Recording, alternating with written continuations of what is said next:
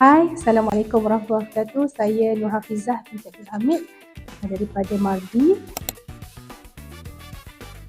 Saya merupakan peserta kursus pensijilan profesional halal eksekutif bertempat di Universiti Islam Selangor. Untuk kursus pensijilan profesional halal eksekutif ini, saya mengetahui program ataupun kursus ini melalui laman Sisawang dan juga melalui muka buku Facebook Krisel.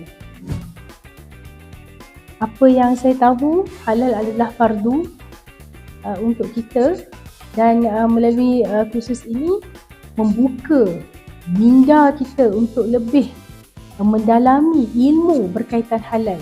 Terima kasih Krisel.